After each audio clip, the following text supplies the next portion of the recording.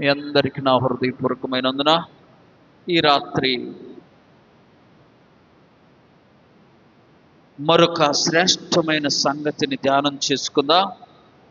40 దినాల ఉపవాస ప్రార్థనలోని మరొక శ్రేష్టమైనటువంటి ధన్యకరమైన వాక్యాన్ని మనం ధ్యానం చేసుకుందాం. నిర్గమకాండం 34వ అధ్యాయము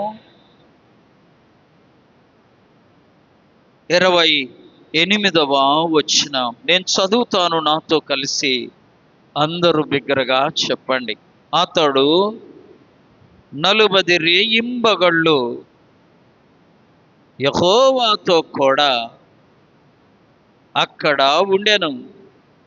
మళ్ళా చెప్పండి. అతడు 40 రేయింబగళ్ళు యెహోవాతో కూడా అక్కడ ఉండెను.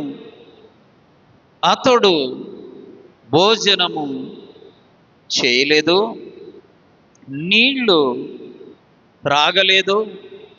అంతలో ఆయన ఆ నిబంధన వాక్యములను అనగా 10 ఆజ్ఞలను ఆ పలకల మీద వ్రాసెను. అందరు అలాగే బైబిల్ ఉన్న వారందరూ ద్వితీయోపదేశకాండం 9వ అధ్యాయము 10వ వచనం. అప్పుడు దేవుని వ్రేలితో చెప్పాలి. అప్పుడు దేవుని వ్రేలితో వ్రాయబడిన 2 రాతి పలకలు యెహోవా నాకప్పగించెను. మీరు కూడి వచ్చిన దినమున ఆ కొండ మీద అగ్ని మధ్య నుండి యెహోవా మీతో పలికిన వాక్యములన్నీయు వాటి మీద ఉండెను. ఆ 40 పగళ్ళు 40 రాత్రులు గడిచినప్పుడు యెహోవా నిబంధన సంబంధమైన పలకలైన ఆ 2 రాతి పలకలను నాకప్పగించి 18వ వచనం. మీరు యెహోవా దృష్టికి ఆ చెడు నడత నడిచి చేసిన మీ సమస్త పాపముల వలన ఆయనకు కోపము పుట్టింపగా చూచి మునుపటి వలె అన్నపానములు మాని 40 పగళ్ళు 40 రాత్రులు నేను యెహోవా సన్నిధిని సాగిలపడితిని. 25వ వచనం.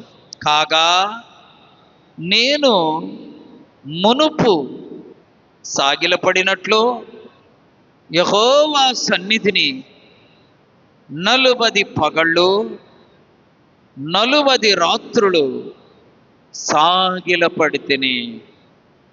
10వ అధ్యాయము 10వ వచనము. నేను మునుపటి వలె 40 పగళ్ళు 40 రాత్రులను కొండ మీద ఉండగా యెహోవా ఆ కాలమున నా మనవి ఆలకించి నిన్ను నశింపచేయుట మానివేసెను.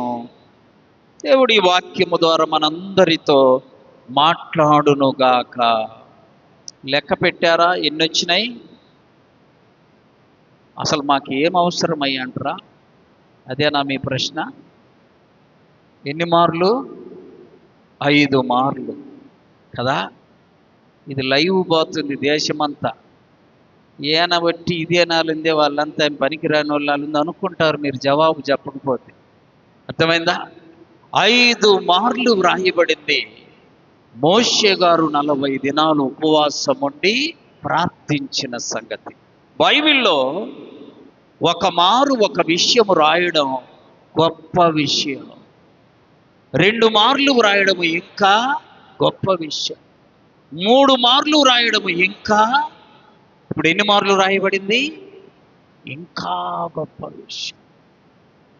మోషేను గురించి 5 మార్లు వ్రాయబడింది బైబిల్లో. 40 దినాలు అన్నము నీళ్లు మానుకొని దేవుని సన్నిధిలో సాగిలపడ్డాడు. చెప్పండి అందరూ, దేవుని సన్నిధిలో సాగిలపడడం అంటే తెలుసా? చక్కగా ప్రభు సన్నిధిలో తల వంచి మోకరిల్లి 2 చేతులు జోడించి అవసరమైతే ప్రభు సన్నిధిలో సాష్టాంగపడడం. ఈ క్రమము మోషేలో ఉంది గనుకనే మోషే జీవితం దేవునికి ప్రియమైనది. ఆమె మోషే 120 సంవత్సరాలు బ్రతికాడు. ద్వితీయోపదేశకాండం 34:7 ప్రకారము 140 సంవత్సరాలు. ఈ 140 సంవత్సరాలను 3 భాగాలు చేయాలి. ఎందుకో తెలుసా? 3 40లు 120. 40 ఏండ్లు 40 ఏండ్లు 40 ఏండ్లు అట్లా 3 సార్లు 3 40లు కూడితే ఎంత? 120. మోషే జీవితంలో 3 భాగాలు ఉన్నాయి. మోషేనే కాదు, ప్రతి మనిషి జీవితంలో 3 భాగాలు, 3 ప్రాయాలు ఉంటాయి. బాల్య ప్రాయము, యవ్వన ప్రాయము, వృద్ధాప్యం. చెప్పాలి. పశు ప్రాయము, యవ్వన ప్రాయము, వృద్ధాప్యం. అంటే బాల్య దశ, యవ్వన దశ, వృద్ధాప్యం. మోషేను చూడండి 34:7 ద్వితీయోపదేశ కాండంలో. మోషే చనిపోయినప్పుడు 120 సంవత్సరముల ఈడు గలవాడు. అతనికి దుష్టి మ్రాంధ్యము లేదు, అతనికి బలము దగ్గల. చూసారా? దృష్టి మాంద్యం అంటే 40-50 ఏళ్ళు దాటితే ఈ 4 కళ్ళు వస్తాయి, 2 కళ్ళు వస్తాయి కదా. ఆయనకు ఆ పని. ఇక 40 కాళ్ళ నుంచి 60-70 వచ్చేసరికి కాళ్ళు, చేతులు, శరీరములో ఉన్న ప్రతి అవయవం కూడా కొద్దిగా ఆగయ్యాంజ ఉంది. తెలుసా? కొంచెం ఆగమంటది. గమనించండి, ఈ 3 ప్రాయాల్లో ఏ బలహీనత మోషేలో లేదు. చప్పట్లు కొట్టి ప్రభువును మహింపరచాలి. ఇప్పుడు చెప్పాలి, మోషేలో ఎందుకు బలహీనత లేదు? ప్రతి విషయములో దేవుని సన్నిధిలో సాగిలపడతాడు. తినా కాదు, ఉపవాసం ఉండి ప్రార్థన చేస్తాడు.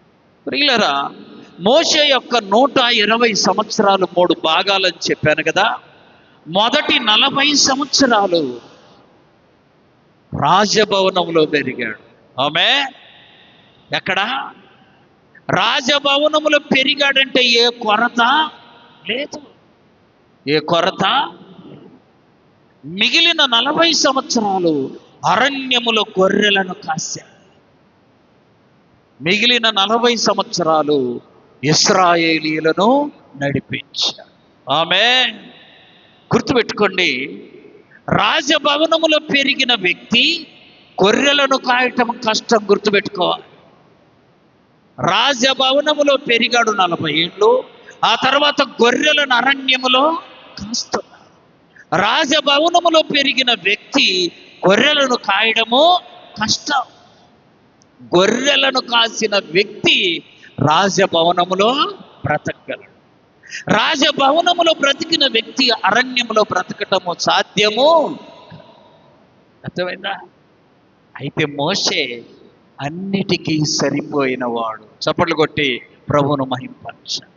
ఇప్పుడు చెప్పండి, దీనికి కారణం సాగిలపడి ఏం చేసేవాడు? మూడవది, 80 ఏళ్ళు దాటినాక ఇంకొకరిని నడిపించాలంటే ఇంకా కష్టం. కానీ మోషే చాలా జాగ్రత్తగా నడిపించాడు. దానికి కారణం చెప్పాలి, ఉపవాసం ఉండి సాగిలపడి ప్రార్థన చేసేవాడు. ప్రియులారా, నీ శరీర శక్తికి మించిన కార్యాలు నువ్వు చెయ్యాలంటే ఉపవాసం ఉండి ప్రార్థన చెయ్యాలి. మార్కు సువార్త 9వ అధ్యాయము 29వ వచనం. మార్కు సువార్త 9:29. అందుకు ఆయన, ప్రార్థన వలననే గాని మరి దేని వలన, ప్రార్థన వలననే అన్న దగ్గర క్రింద దాని అర్థం రాశారు పుట్నోట్లో, ఉపవాస ప్రార్థన. ఆమేన్, ఆమేన్. చాలా మందికి ఈ మర్మం తెలియదు. ఈ మర్మము తెలియక దేవుని ఆశీర్వాదాలు పొందుకోలేకపోతున్నారు. ఏ సమస్య వచ్చినా, ఏ కష్టం వచ్చినా, ఏ కన్నీరు వచ్చినా, ఏ శోధన వచ్చినా ఉపవాసం ఉండి ప్రార్థించగలిగితే కష్టాన్ని జయించగలవు. ఆమేన్. మనం చేసే తప్పులు, అసలు సమస్య వస్తే దేవుని కంటే ముందు మనుషులకు చెబుతాం, చెప్పి ఇంకేమన్నా వీలైతే ఆయనకు చెప్తా. అవునా కాదా అమ్మా?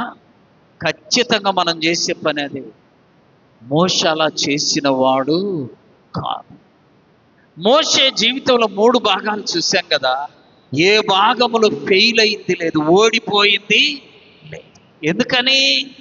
మోషేలో ఉన్న అద్భుతమైన లక్షణం ఉపవాసం ఉండడం చెప్పాలి, సాగిలపడడం, ప్రార్థన చేయాలి. నువ్వు ఓడిపోవు. ఉపవాసం ఉండడం, సాగిలపడడం, ప్రార్థన చేయడం ఏ వ్యక్తిలో ఉంటుందో ఆ వ్యక్తి ఎన్నడూ ఓడిపోడు. మోషే జీవితంలో 3 భాగాలు బాగున్నాయి. అంటే బాల్య ప్రాయము బాగుంది, యవన ప్రాయము బాగుంది, వృద్ధాప్యము. బాల్య ప్రాయం బాగుంది అని అనడానికి ఒక గొప్ప ఆధారం ఏంటంటే రాజభవనములో పెరిగాడు. యవన ప్రాయం బాగుందని చెప్పడానికి ఆధారం ఏంటంటే దేవుడు వచ్చి మోషేతో మోషే మోషే అని పిలిచాడు. చప్పట్లు కొట్టి ప్రభువును మహింపరచాలి. నీకు ఒకవేళ బాల్య ప్రాయం బాగుండొచ్చు, యవ్వన ప్రాయములో తప్పిపోతా. యవ్వన ప్రాయము బాగుండొచ్చు, వృద్ధాప్యములో విపరీతమైన శారీరక సమస్య, బలహీనత కదా. మోషేలో బాల్య ప్రాయమేమో రాజభవనము, యవన ప్రాయమేమో దేవునితో ముఖాముఖిగా మాట్లాడడం, వృద్ధాప్యముకు వచ్చేసరికి సాగిలపడడం. ఆమేన్. అందుకనే మనిషికి కూడా, మనిషి జీవితాన్ని కూడా 4 జంతువులతో పోల్చారు. మొదటిదేంటో తెలుసమ్మా? కోతి అంట. ఈ పెళ్ళయిందాక ఈ కీకులు, పకపకలు, ఎగరడము, దూకటము, ఈ కార్యక్రమాలన్నీ ఉంటాయి. తర్వాత అంట అమ్మా పందితో పోల్చారు. పంది అంటే ఇంక పెళ్ళి అయిన నుంచి పిల్లలు, ఇక అదే సరిపోతుంది. ఆ తర్వాత అంతా గాడిదతో పోల్చారు. గాడిద అంటే ఈ లేవు తేపో ఇంకా సూపర్ బజార్కు పోవడం మోసకరం. ఇలా మనిషి జీవితం అలా పోతుంటే వృద్ధాప్యానికి వచ్చేసరికి చాలా మంది శారీరక బలహీన. ఆమేన్. మోషేలో ఈ 3 ప్రాయాలలో ఇబ్బందులు లేవు. ఎందుకో చెప్పాలి? ఉపవాసం ఉండడం, చెప్పండి, సాగిలపడడం, ప్రార్థన చేయడం. ఇక సమస్యలు లేవు. బాల్య ప్రాయములో రాజభవనములో ఉన్నాడు, కానీ అరణ్యానికి వెళ్ళి గొర్రెలను గాయమంటే నేను అసలు ఎప్పుడు వెళ్ళలేదు, నా చేత కాదని అననే.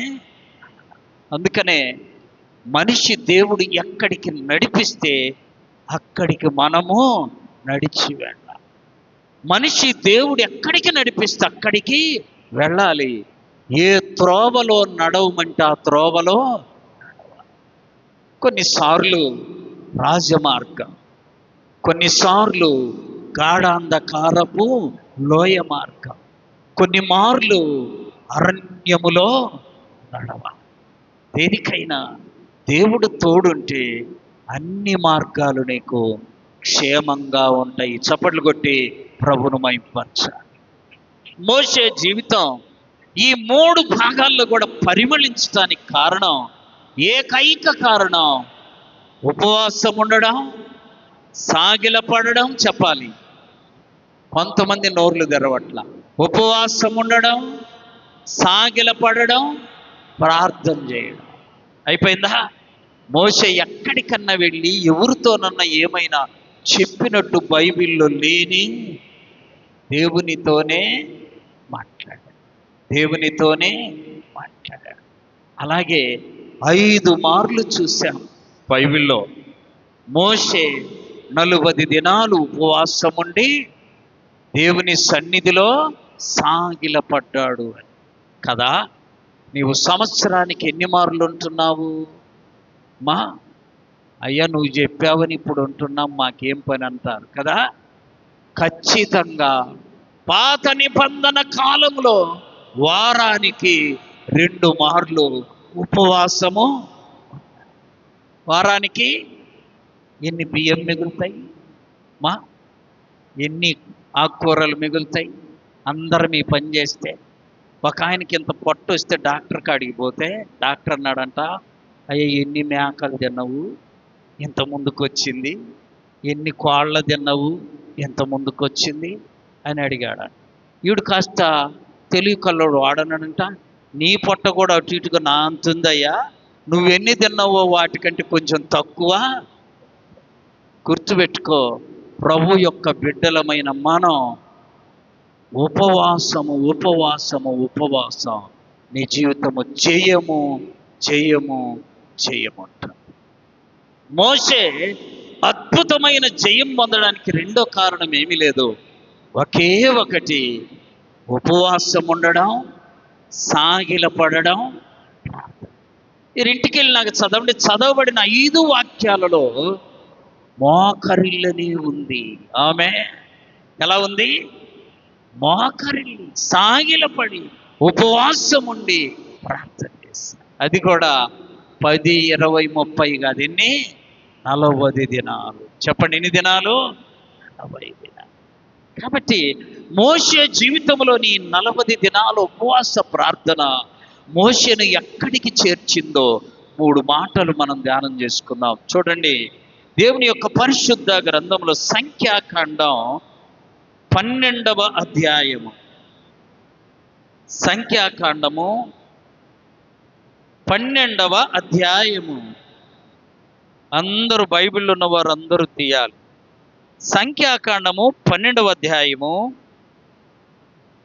3వ వచనం. యెహోవా ఆ మాట వినెను, మోషే భూమి మీద ఉన్న వారందరిలో మిక్కిలి సాత్వికుడు. భూమి మీద ఎంతమంది ఉన్నారు చెప్పగలరా? 800 కోట్ల మంది ఉన్నారా? ఎంతమంది? అసలు 120 కోట్లు మనమే. మన మెజారిటీ ఎక్కువ. జనాభా లెక్కలో మన మెజారిటీ ఎక్కువ. భూమి మొత్తం కలిపితే 800 కోట్లు అయితే మన మొక్కలం ఎంత ఉన్నాం? 120-130 కోట్లు ఉన్నాం. మన తర్వాత చైనా, మన బ్రదరు, వాళ్ళు 100 కోట్లు, మిగిలిన వాళ్ళందరూ కలిపితే 600 కోట్లు. చూసారా? దేవుడు అంటున్నాడు, భూమి మీద ఉన్న వారందరిలో కల్లా ఎంతమంది అని చెప్పాను ఇప్పుడు? 800 కోట్ల మందిలో కల్లా మోషే మిక్కిలి సాత్వికుడు. ప్రియులారా, ఈ మాట గుండెల్లో మారుమ్రోగాలు ఎందుకో తెలుసా? మోషే భూమి మీద ఉన్న వాళ్ళందరిలో కల్లా మిక్కిలి సాత్వికుడైతే నువ్వు నీ ఇంట్లో ఉన్న వారందరిలో కల్లా సాత్వికుడివేనా? లేక నీ ఊరిలో ఉన్న వాళ్ళందరిలో కల్లా సాత్వికుడివేనా? లేక నువ్వు ఈ మండలంలో ఉన్న వారందరిలో కల్లా సాత్వికుడు? మోషే ఊరందరిలో కల్లా భూమి మీద ఉన్నవారు. మోషేకు ఆ గొప్ప సాక్ష్యము రావడానికి కారణం చెప్పాలి, ఉపవాసము, మోకాళ్ళు, చెప్పాలి, ఉపవాసము, మోకాళ్ళు, మిక్కిలి సాత్వికుడు అంట. ఇంకా ఎంతమంది సాత్వికులను మోసే తర్వాతనే. కొన్ని మార్లు ఈ ఊర్లో కల్లా మంచోళ్ళు ఎవరయ్యా అని అడిగామనుకో, కాస్త మంచోళ్ళు అయితే మంచి జవాబే చెబుతా. కొంతమంది చాట అసలు ఈ ఊర్లో ఒక్కడు కూడా మంచోళ్ళు లేడు, తెలుసా? గమనించండి. అలాగే ఈ ఊర్లో కల్లా బాగా గొడవాడే వాళ్ళు ఎవరంటే ముందే అందరికీ తెలిసిపోద్ది, ఫలానామా లేక ఫలానా. అర్థమైందా? ఊరిలో కల్లా బాగా ప్రార్థన చేసేది ఎవరంటే నువ్వు ఉండాలి. చప్పట్లు కొట్టి ప్రభును మహింపరచు. ఆ పేరు నువ్వు సంపాదించుకో. బాల్యప్రాయమైన, యవ్వనప్రాయమైన, వృద్ధాప్యమైన నీకు జయమిస్తాడు దేవుడు. చప్పట్లు కొట్టి ప్రభును మహింపరచు. నువ్వు బాల్యములో ఉన్నా భయపడమాక, యవ్వనములో ఉన్నవా భయపడమాక, వృద్ధాప్యం వచ్చింది భయపడమాక. దేవుడు నీ పక్షాన కార్యము చేసే. ఎప్పుడు నీకు ఒక క్రమం ఉండాలి. ఉపవాసము, చెప్పాలి, సాగిలపడడం, ప్రార్థన చేయడం. ఈ మూడు నీ జీవితంలో ఉన్నప్పుడు దేవుడే నీ గురించి సాక్ష్యము చెప్తాను. నేను బహు ధైర్యంగా చెప్పగలను. నేను చిన్నపిల్లలప్పుడు ఏ పాస్టర్ వచ్చినా ఆ రోడ్డు మీదని చెబుతారు, ఆ ఇంటికి పోండి అయ్యా, ఆ చివరి ఇంటికి పోండి, మా ఇల్లు చూపిస్తారు. మీ ఇల్లులు కావా? ఇల్లులా కాదా? చెప్పండి, ఇల్లులా కాదా? అన్నం వండుకుంటారా, వండుకోరా? వండుకుండేదే, ఇల్లుండేది చూపించటమేమో. అది మాకు ఎంత ఆశీర్వాదం తెచ్చిందో ఇప్పుడు. ఆమె ఎవడన్నా సేవకుడు వస్తే అటు ఇటు చూపమాక, ఇటు రాయ్యాను ఆమె అంటావా? అది రాదా అలవాటు? ఎవరైనా పాత్ర అల్లాడుండి పాటలు, నీకేమి అయ్యా, రాయ్యా, కూర్చోయ్యా, కొంచెం నీళ్లు తాగయ్యా, నాకున్నది నీకు పెడతా, కొంచెము తినయ్యా, గంజిదా. నువ్వు చెప్పగలగాలి నీకున్నది ఏదైనా సరే. అర్థమైందా? అది నిన్ను ఊరకే వదిలిపెట్టదు.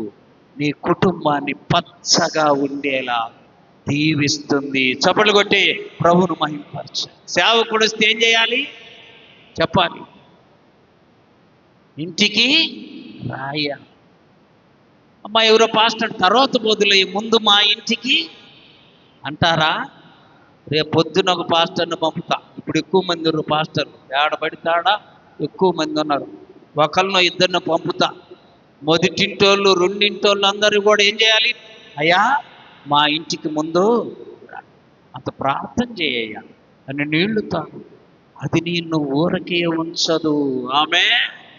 ఆమె శూన్య మీరాలు ఒక దైవజనుడిని చేర్చుకుంటే ఆ ఇంటిలో ఆశీర్వాదాలే. గుండె మేము చెయ్యేసుకొని చెప్పండి. ఎప్పుడన్నా పాస్టర్ వచ్చి అడిగితే ఆడికి ఏం పోతావులయ్యా మా ఇంట్లో ఉండయ్యా అని అన్నారా? అన్లా. ఈ రోజు నుండి నువ్వేం చేయాలి? అనాలి. అది నీ ఇంటికి దీవెనకరం. ప్రార్థన చేస్తే మంచిదండి. వాళ్ళు పాదాలు మోపితే మంచిది. తెలుసా? మోషే ఎంత మంచి క్రమం అంటే ఉపవాసము, చెప్పాలి, అది మర్చిపోతారు, సాగిలపడడం, ప్రార్థన. ఇక్కడ చూడండి, ఆయన సహోదరి అంటే మోషే అక్కో చెల్లులో మోషేను ఏదేదో అనింది. ఏదో కొంచెం గొడవ వచ్చి ఇద్దరి మధ్య ఆయన కొన్ని అనరాని మాటలు అంటే దేవుడికి కోపం వస్తే మోషే యొక్క సహోదరి చర్మము కుష్టి వ్యాధి పోయి, చర్మమంతా తెల్లగా కుష్టి వ్యాధి. అప్పుడు మోషే వచ్చి చూసి ఏమనాలి? చెప్పాలి. నన్ను అన్నందుకు చెప్పాలి. మన మన రూట్ ఇదేగా. నీ తిక్క కుదిరిందంట. మోషే అలానలే. 12వ అధ్యాయము చూడండి, సంఖ్యాకాండం 12వ అధ్యాయము చదవాలి. మోషే ఎలుగెత్తి, దేవా దయచేసి ఈమెను బాగు చేయమని దేవునికి ఎలుగెత్తంటే, ఎలుగెత్తంటే 2 చేతులు ఎత్తి, అర్థమైందా? 2 చేతులు ఎత్తి దేవునికి మొరపెడుతున్నట్టు. ఏమనో తెలుసా? ప్రభువా ఈమెను, బైబిల్లో ఉంది మత్తయి సువార్త 6వ అధ్యాయంలో, నీకు నీ సహోదరునితో గొడవ ఏదన్నా ఉంటే ఆరాధన చేసేటప్పుడు గుర్తొస్తే ఆరాధన అక్కడ వదిలిపెట్టి వెళ్ళి నీ సహోదరునితో నీవు సమాధానపడుము. మాకు ఫ్రెండ్ ఉండు సేవకుడు, ఆయన అంటాడు, ఊరకు సమాధాన పట్టం కాదు, డజన్ చక్కెరకేడు అరటికాయలు తీసుకెళ్ళి ఆయనకు ఇచ్చి సమాధానం. నేనంటాను, చక్కెరకేళ్ళు ఎందుకయ్యా, మామూలు అరటికాయలు చాలవంటే ఆయన అంటాడు, మామూలు అంటే కొద్దిగా నీకు డౌట్ ఉన్నట్టే, నీలో కొంచెము అమ్మా ఏం పోదామా వద్దా అని అనుమానం ఉన్నాడు. చక్కెరకేళ్ళు కొనక్కెళ్ళి ఆయనకిచ్చి సమాధానపడుము. ఆమె ఇప్పుడు 12వ అధ్యాయంలో ఆయన మీద సనిగింది. 12వ అధ్యాయంలోనే శిక్ష వచ్చింది. 12వ అధ్యాయంలోనే మోషే దేవునికి మొరపెట్టాడు. ఆమె ఆమె ఈరోజు నీకు ఎవరితోనైనా గొడవ వస్తే ఈ రోజే నువ్వు అతనితో సమాధాన పడడము అసాధ్యం కదా కదా. కానీ మోషే అప్పుడే ఆయనను దూషించింది, అప్పుడే దేవుడు ఆమెకు శిక్ష వేశాడు, అప్పుడే ఆమె కొరకు మోషే ఏం చేశాడు? ప్రార్థన చేశాడు. ఎంత గొప్ప మనస్సు కలిగినవాడు మోషే. భూమి మీద ఉన్న అందరిలో కల్లా మిక్కిలి. 2వ మాట చూడండి, అదే అధ్యాయము 7వ వచనం, అతడు నా ఇల్లంతటిలో ఎలాంటోడంట? నమ్మకమైనోడమ్మా. మోషే దేవుని ఇల్లంతటిలో ఎలాంటోడు? నమ్మకమైన. దేవుని ఇల్లేది చెప్పాలి? ఈ సర్వ సృష్టి దేవుని అనుమానం కదా. ఎవరి సర్వ సృష్టిని సృజించింది? ఈ సృష్టి యావత్తు ఆయనది. అందుకంటాడు, ఆకాశమున సింహాసనము, భూమి నా పాదపీఠమయ్యా. కాబట్టి సర్వ సృష్టిలో మోషేను ఎక్కడికి తీసుకెళ్ళిన ఎలా ఉన్నాడు? నమ్మకంగా ఉన్నాడు. ఆమె ఇప్పుడు చెప్పండి, రాజభవనములు ఉన్నప్పుడు ఆయన మీద రిమార్కు, అరణ్యములో మామ మందను మేపుచుంటే రిమార్కు, ఇశ్రాయేలు ప్రజలను నడిపిస్తుంటే ఆయనలో లోపము. అందుకనే దేవుడు అంటున్నాడు, నా ఇల్లంతటిలో నమ్మకం. నీకుందా? నమ్మకం ఉందా నీకు? దేవుని దగ్గర నమ్మకస్తుడనే పేరు సంపాదించుకోవాలి. ఆమె అప్పుడు ఆయన ఏం చేస్తాడో తెలుసా?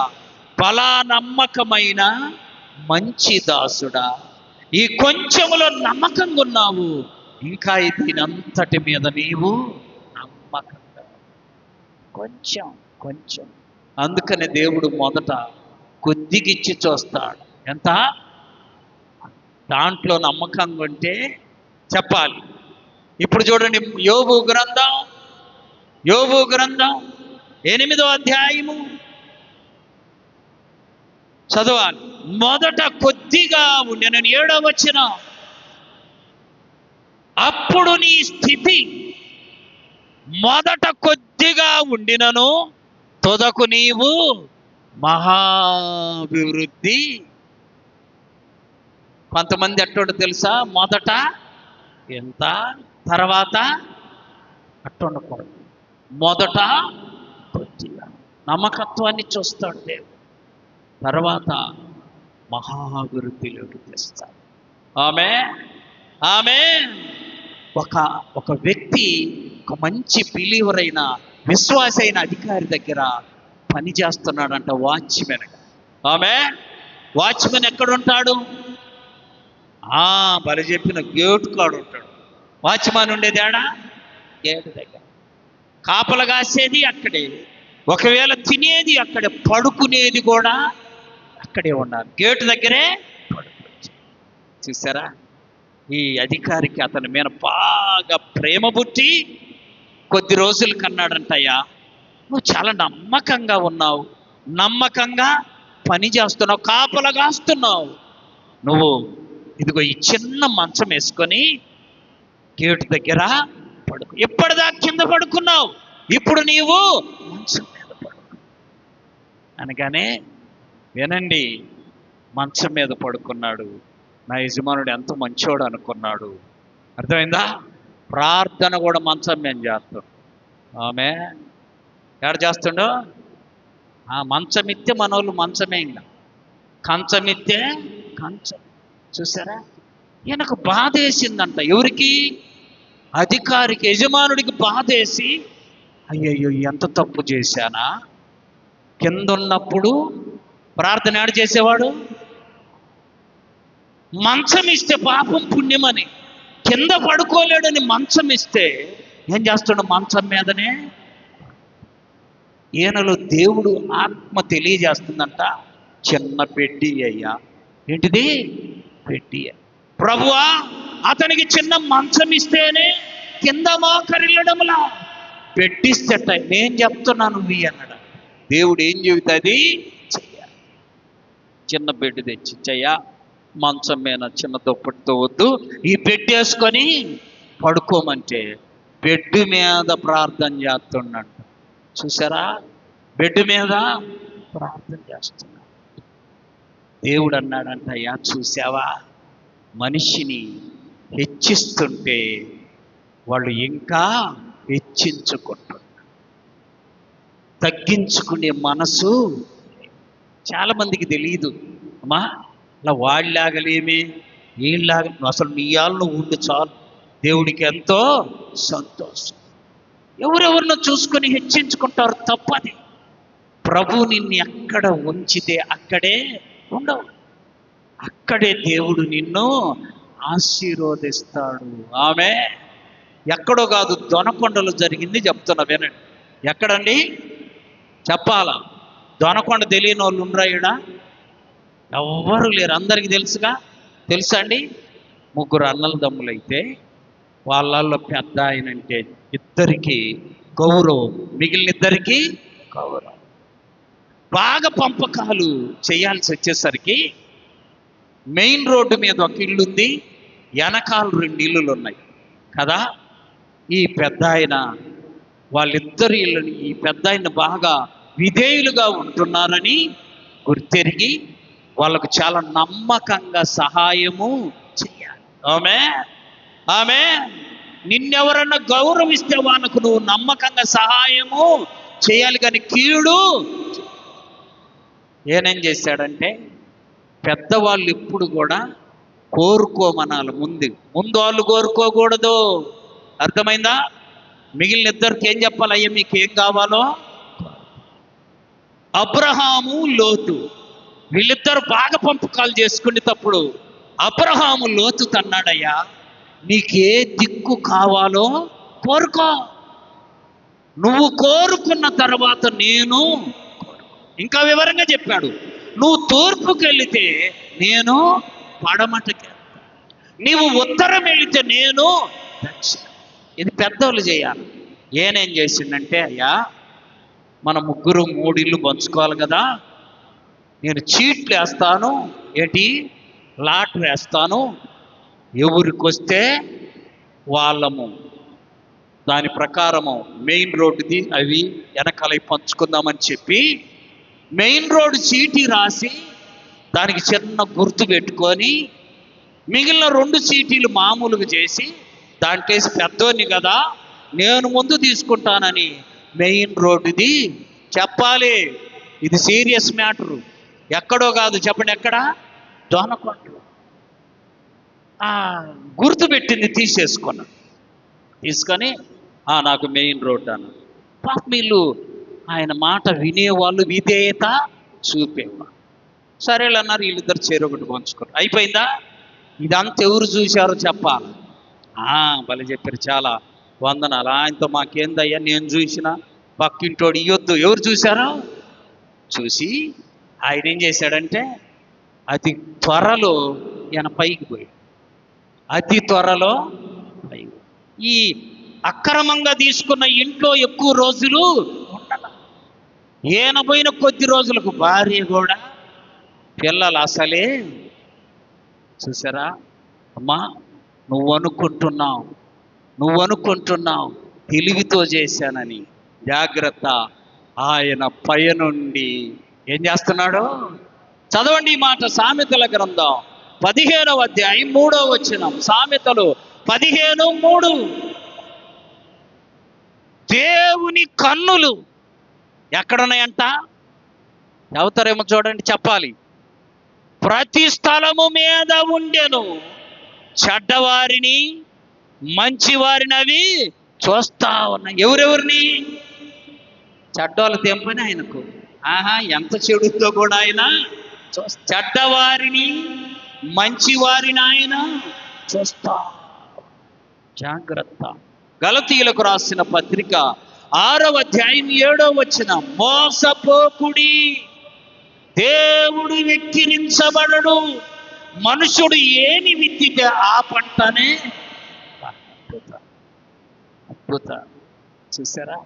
ప్రభు బిడ్డలమైన మనం మొదట కొద్దిగున్న నమ్మకం గుండు, దేవుడు నిన్ను తుదకు మహాభివృద్ధి చేస్తాడు. 3వ మాట అక్కడే ఉంది చూడండి, 8వ వచనములో. మోషే నాతో ముఖాముఖిగా మాట్లాడాడు. ఎలా మాట్లాడాడంట? ముఖాముఖిగా. ఈరోజు నేను 55వ మారు బైబిల్ చదువుతున్నా. ఈరోజు ఒక వాక్యం ఈరోజు చూపించాడు దేవుడు. ఇప్పటిదాకా ఆ వాక్యము నా కళ్ళకు. సేవ అంటే ఇంత కష్టమయ్యా, సేవలో ఇంత బాధయ్యా, సేవలో ఇంత కష్టమయ్యా అని నేను బాగా వేదనతో ప్రార్థన చేస్తుంటే ఆ వాక్యం చూపించాడు. గొప్ప ప్రవక్త ఎంతో వేదన పొందింది చూపించాడు. అబ్బో, ఆయన కంటే మనమే ఎంతో మేలు అనుకున్నాం. ఎలా?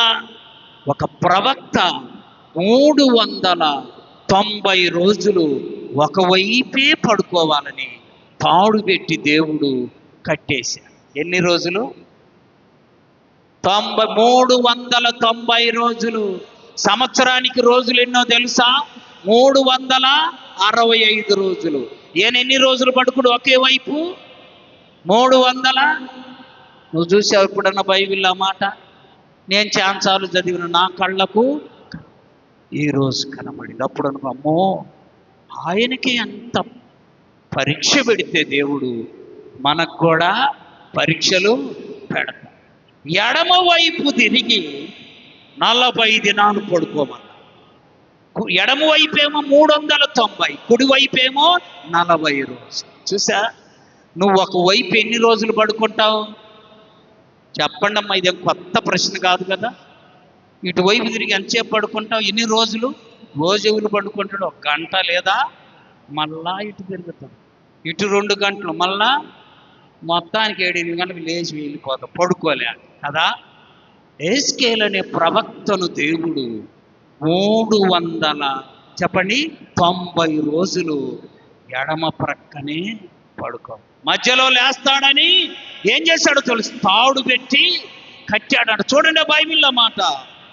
ఎహెజ్కేలు గ్రంథం 4వ అధ్యాయం చదవాలి. ఎహెజ్కేలు గ్రంథం 4.